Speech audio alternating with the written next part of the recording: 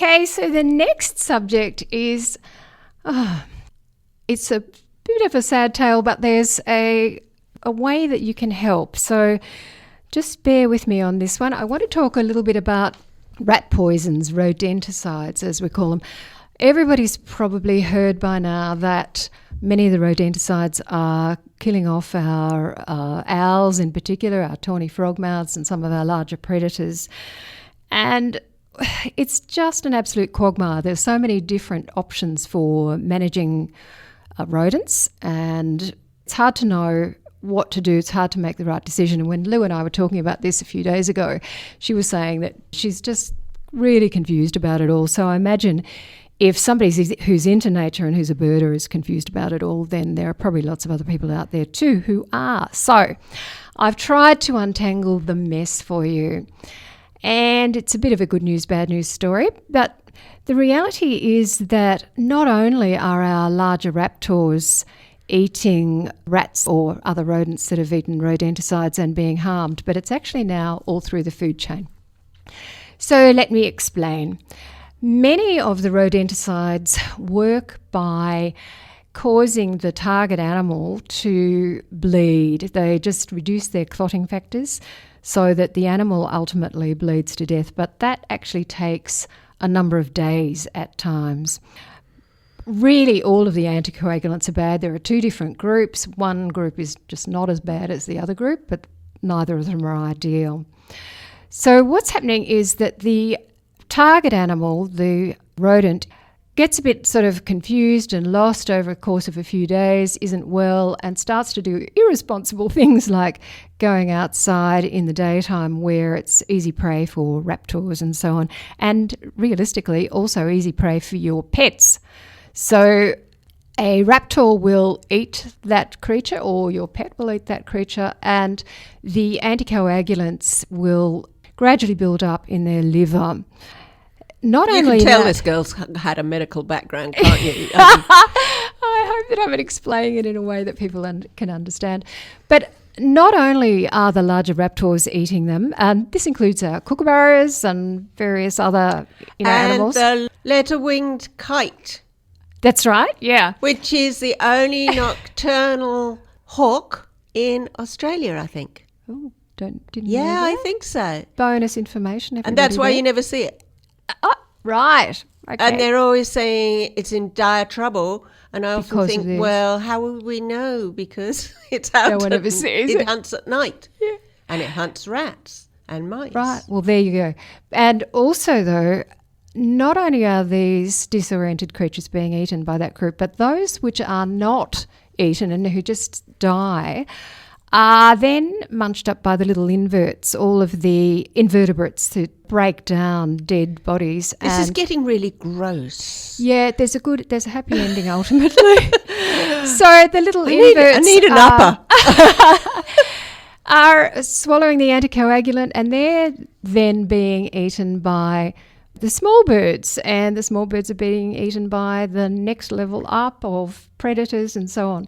Hence, the anticoagulant is now being found throughout the food chain. So, please, everybody, take this into consideration if you're considering using rodent poisons of any kind. Now, there are a couple of ways to reduce this happening. The first one is just do whatever you can to reduce rodents around your household. So if you've got chooks or any of those kind of things, or you put out bird feed, make sure that that food material isn't available to rodents and so on, particularly overnight. Dog food. Yep.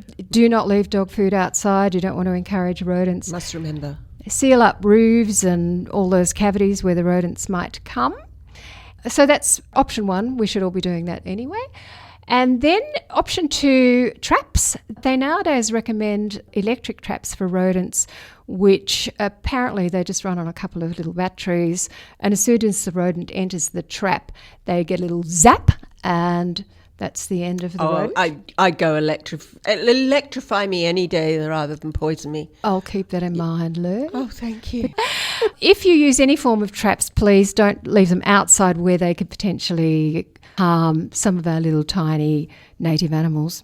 Like little antechinus, because nobody knows the difference between a mouse and an antechinus. That's right. Antechinus is a native, very sweet, not very sweet actually, pointy-nosed, mouse-looking thing.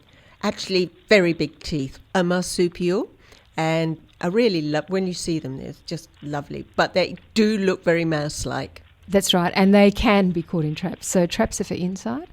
And then if you really do think that the only solution is to use a rodenticide, there's a new type of rodenticide that's been released fairly recently, which essentially is just cornmeal and salt, NaCl.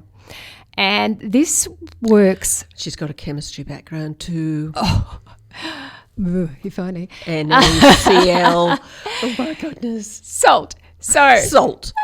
Apparently rodents eat this particular type of poison, and it coats the lining of their stomach and it reduces their wish to drink. So they essentially dehydrate. They just gradually desiccate over time, and it's quite safe if one of your pets it happens to eat a rodent that has been killed by this method.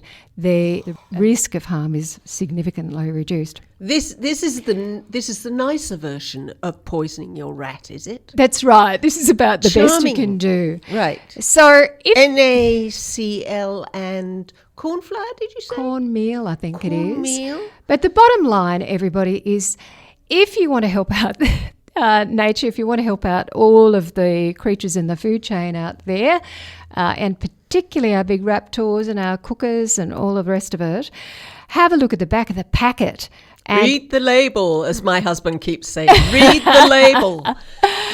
if the ingredients are all kinds of names that you cannot possibly pronounce, put that one back on the shelf. I like that. I wouldn't eat if that was the case. If the ingredients say salt or NaCl, that's the one you want. Please take that one. So, sorry, that's a bit of a long lecture, but it's really important. We can't afford to be losing any more of our raptors. A quick little mention that some of these results came out of a study that I read about where the scientists were provided with something like 60 raptors and high-level predators from various people, all of whom had evidence of death by rodenticide. So it is an important issue.